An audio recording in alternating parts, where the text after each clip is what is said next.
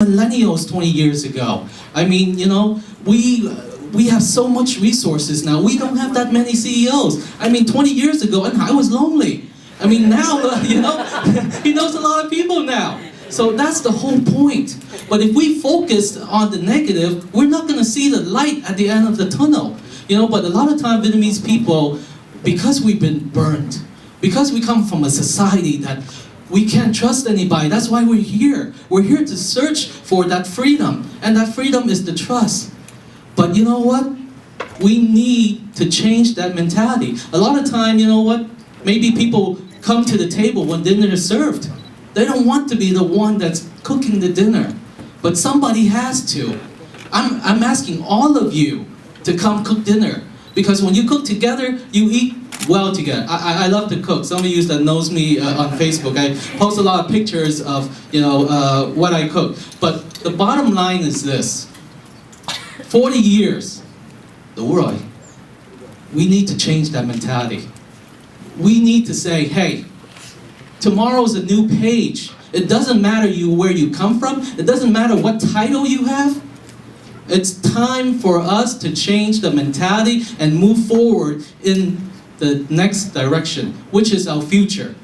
So if anybody here still has that mentality of, oh, somebody failed, then that's all you're focusing on is the failure.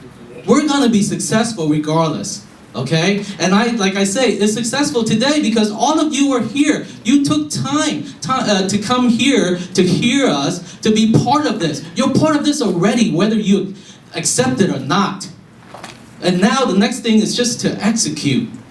Okay, that might be the hard step, but you know what? If everybody here come together, and I just need 1%. We just need 1%.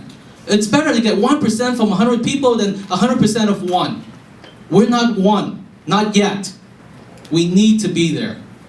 So let me piggyback on real quick. We definitely would invite everybody to come to the kitchen and cook dinner with us. Everyone put ingredients in there, and I will let Bobby try it first before I try the dinner. Let me finish. But hold on, let me. So we are. One thing I want to address is we are. The fact that you're here, is that you care, right? Whether you're thinking differently on the opposite side, you care, right? And for those of you who have tried in the past and may have failed many times, the fact that you tried and failed is that you care, right? So as leaders, whether you're leaders in the community, leaders in the business, or leaders anywhere, the one thing that all the leaders have in common is that the first thing they decide is this the right thing to do? And if it wasn't the right thing to do, most people wouldn't have tried and failed many times in the past. But if it's the right thing to do, as leaders, we just have to step up and do it. Regardless of the outcome. You just have to stand up and do it. As responsible as we are to the community, as responsible as we are citizens in the United States. So I just want to say that. So let me wrap that particular question off. Hopefully, by the end of today, with all the information presented, with all my team, the speaker talk about, I think we already have a mini success story. And when you ask about what make it this time we successful, many fails before. I think we have a formula right now to make this thing happen. Part of the formula, you listen from this guy, I might just have the vision, but I can't do all this by myself. I need successful CEO. They are successful. They know how to run the business operationally, execution. We have Bobby. We can't do without him. He's the one that gel a lot of these people together we don't know, a lot of important community leaders.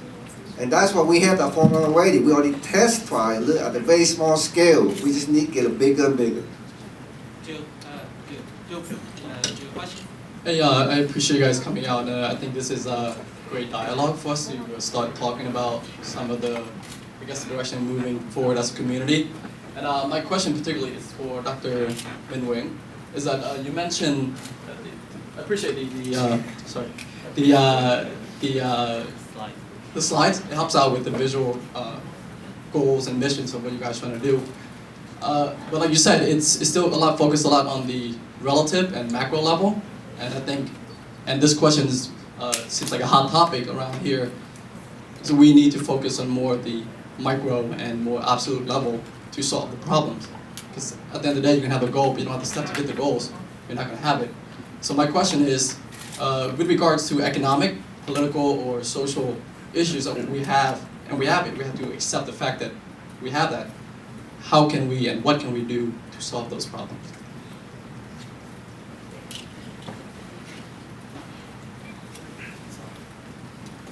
I think there are a lot of buried questions into your one single question. That's a very good question. Like I mentioned before, we got to start somewhere, right? And that somewhere actually begins with you, with all of us out there. We can't talk about the community of successes unless we have individuals in the community who are becoming become successful already, right? And in order for the individuals to become successful, we have to find ways to help them. Right? We can't just stand up here and say, well, when you guys go out and have jobs and you have income, we're gonna come look for you. Right? We can't say that. We're gonna help you not just find. See, one of the things that we see nowadays is that when you graduate, what's the first thing you think about? You find a job, right? When you first find a job, when you secure your job in a couple of months, what's the next thing you think about? When is my next promotion? Right? Folks, you need to think about dreaming. That's what you need. You will get a job eventually. This country is all about job creations. You will get a job. You will get a promotion. But you're losing sight if you focus just on the next steps. A lot of successful folks here, they're not here because they're looking for a job, right? They had a dream, and they take the courage and the effort to follow that dream. So for those of you young folks out there, if you're trying to find a job, we are going to help you try to find a job. We're going to create some sort of panels, activities to help you critique your resumes, help you stand out when you apply for jobs. And when you get the jobs, we'll try to help you navigate in the area so that you can stand out when you're performing the jobs. But don't forget one thing, you need to dream. And our dreams are different. Some dreams might you want to become a doctor, successful engineer, successful businessman. It doesn't matter what it is. You need a dream, and you need to keep that flame up and running all the time. And that, my friends, will make a difference in the long run. The job that you have now, or the job that you have tomorrow, or the promotion that you get the next month, they will be just a stepping stone for you toward something. And if you don't know what that thing that you're moving toward to, you will find yourself lost in this world. Okay. Let me add one more thing.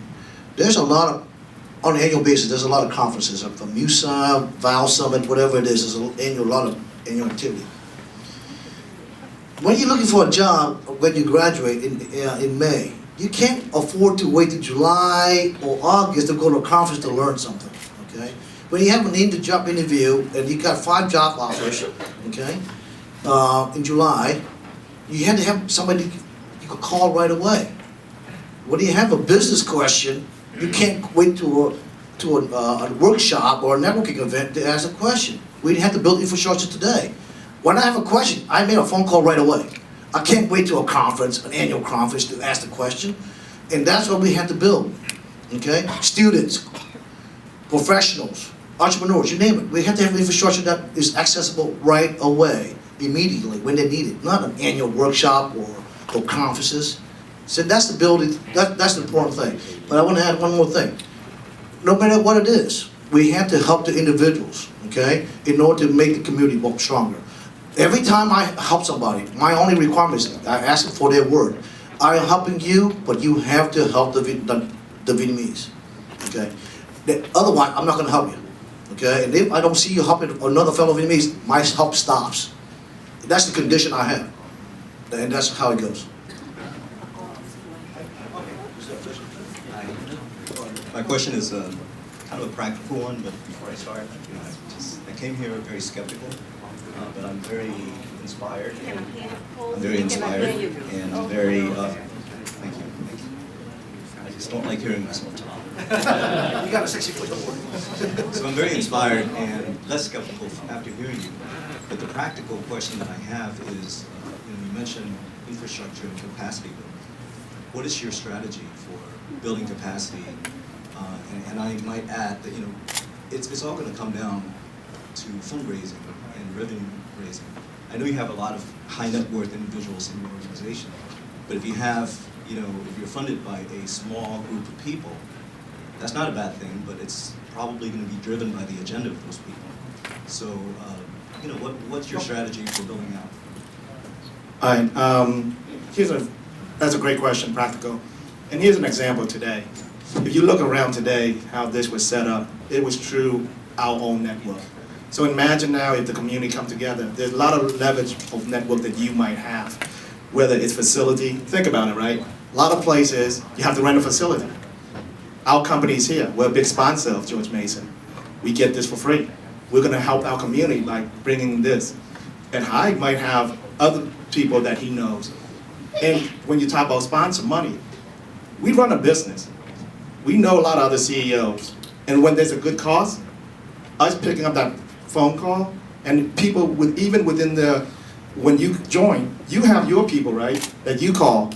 And they're the reason why people sponsor you is because they know you and your mission, right? That's what made it easy when you talk about fundraising. It's not just, oh, hey, let's go out there. That's what we've been talking about, leveraging each other's network, infrastructure. I might not have reached to some people, but Hyde might, or you might.